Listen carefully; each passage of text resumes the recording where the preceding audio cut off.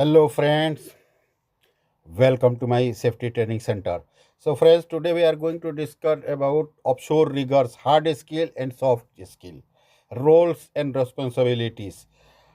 ये मैं एक दोस्त के रिक्वेस्ट पे बना रहा हूँ। उन्होंने कहा था कि मुझे चाहिए। ऐसे मैंने इस टाइप की वीडियोस और भी बनाई हुई है, तो मैं चाहता हूँ कि आपको इस बारे में कुछ जानकारी मिल जाए। तो सबसे पहले आप जान लीजिए कि ये रिगर होता क्या है। रिगर का जो रोल रिस्पॉन्सिबिलिटी अभी आपको वन बाई वन आएगा। पहले क्वालिफिकेशन एंड सर्टिफिकेशन पर हम ध्यान देते हैं। ये एक ऐसा आदमी है कि जिसे फॉर्मल एजुकेशन होना चाहिए, जो जॉब कर रहा है उस जॉब के बारे में एजुकेशन होना चाहिए, सर्टिफिकेशन होनी चाहिए, कम से कम उसको मैट्रिक पास होना चाहिए। एक रिगर के लिए मैं बोल रहा हूँ। जब वो फोरमैन सुपरवाइजर होगा तो बड़ा होगा, तो हाई स्कूल डिप्लोमा जिसे हम लोग बोलते हैं, इसको एडिशनल ट्रेनिंग एजुकेशन जो साइट के हिसाब से रिक्वायरमेंट होता है वो। बहुत सारा रिगर के पास जो बेस्ट स्किल है वो स्किल प्रूव करने के लिए थ्रो ट्रेनिंग ही आप प्रूव कर सकता है। इसलिए आपको जॉब स्पेसिफिक ट्रेनिंग होना चाहिए। अभी ऑफशोर रिगर का सर्टिफिकेशन बोसियट, ये जो है सबको basic offshore safety induction in emergency training, ये जो लोग भी काम करते हैं ये मैंडेटरी ट्रेनिंग है। ऑफशोर में कोई भी जाएगा अब इस टाइम में सबको करना है। हमने 3 से 4 बार किया है GTSC अबू धाबी में, तो आपको भी करना है। तो ये रिगर के लिए पहला हो गया। उसके बाद के उसको मालूम होना चाहिए कि हैंडल इन इमरजेंसी, यानी इमरजेंसी में उसके पास जो काबिलियत है, स्किल्स टू हैंडल इमरजेंसी, कैसे इमरजेंसी को हैंडल करेगा। सर्वाइवल टेक्निक, लोगों को बचाने के लिए अगर कोई मुसीबत आ गए तो बचाने के लिए टेक्निक क्या है। सेफ्टी प्रोसीजर के बारे में मालूम होना चाहिए, जो ऑफशोर के अंदर प्रोसीजर है। कंटिन्यूअस ट्रेनिंग, जो भी ऑफशोर में ट्रेनिंग हम लोग कंडक्ट करते हैं उसको अटेंड करना है। आगे देखिए कि उसके ऑफशोर इक्विपमेंट और ऑफशोर और प्लेटफार्म वेसल, इसके बारे में उसकी जानकारी होनी चाहिए।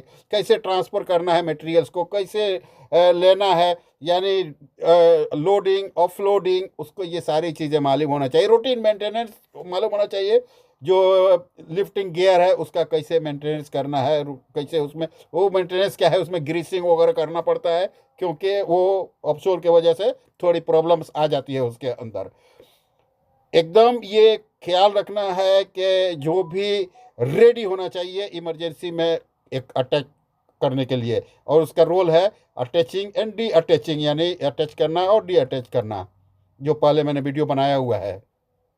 अभी देखिए ये दूसरा पेज मैंने लिया हुआ है कि मॉनिटर करना उसको मालूम होना चाहिए, इंस्पेक्ट करना मालूम होना चाहिए, मूवमेंट उसको मालूम होना चाहिए कि लोड को एक जगह से दूसरी जगह कैसे लेके जाएंगे।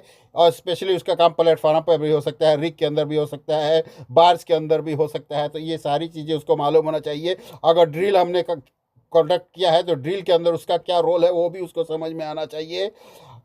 कभी कभी हमें हेवी मटेरियल्स भी एक जगह से दूसरी जगह ले जाना पड़ता है, तो ये चीज़ उसको स्पेशली जानकारी चाहिए। अभी देखिए कि skill for an offshore rigger, अभी जो आपने बताया डाइवर्स स्किल सेट मालूम होनी चाहिए। अभी देखिए हार्ड स्किल, सॉफ्ट स्किल, इसके बारे में हम नेक्स्ट पेज में बात करेंगे।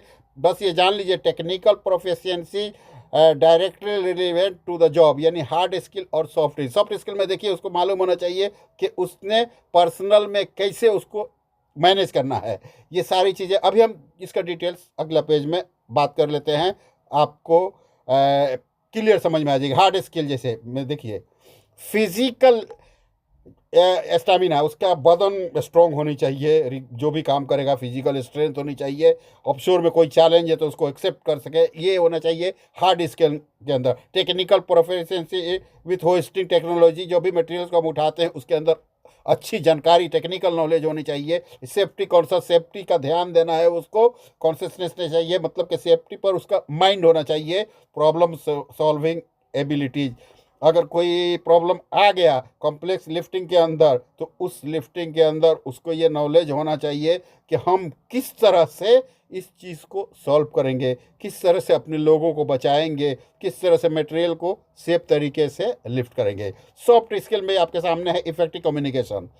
आप किसी से बात करें तो अच्छी हो, जो जैसे हम टीम वर्क है तो हमें टीम वर्क में सॉफ्ट कम्युनिकेशन होगा तो लोगों के साथ हमारी बात पहुंचेगी और लोग समझ जाएंगे। इमीडिएट एक्सीडेंट को कैसे रिपोर्ट करेंगे, स्ट्रेंथ चाहिए। यानी फिजिकल भी रेडी होना चाहिए और मेंटल भी रेडी होनी चाहिए। ये है सॉफ्ट स्किल के अंदर ये आता है। एडेप्टेबिलिटी, अगर कोई भी काम चल रहा है तो आपको एडप्ट करने के लिए काबिलियत आपके अंदर होनी चाहिए कि इमीडिएट आपको समझ में आ जाए। लीडरशिप है, लीडरशिप आपको बेहतरीन आना चाहिए कि आप अपने ग्रुप के अंदर लोगों के साथ जो भी डिस्कशन है लिफ्टिंग के हवाले से आप डिस्कस करें तो ये लीडरशिप कैपेबिलिटी आपके अंदर बेहतरीन होना चाहिए।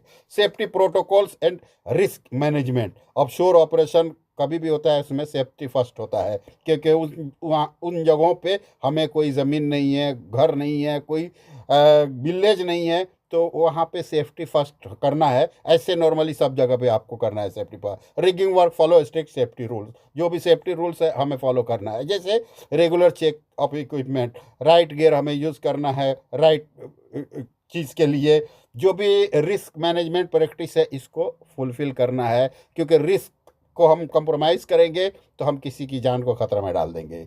तो दोस्तों, कभी भी आप याद रखें कि ऑफशोर में जाने के बाद आपको ये मालूम होना चाहिए कि वहाँ पे खतरा क्या है। खतरा जैसे कि ऑफशोर में क्या होता है, आदमी का गिरने का ज़्यादा खतरा होता है, उसको बोलते हैं मैन ओवरबोर्ड। ये गैस का खतरा होता है, फिर उसका बाद फायर होने का चांसेज होता है। तो इन चीज़ों से बचने के लिए मैंने भी एक ट्रेनिंग बनाई हुई है, मैं आपको बताऊंगा बाद में। Thank you very much friends.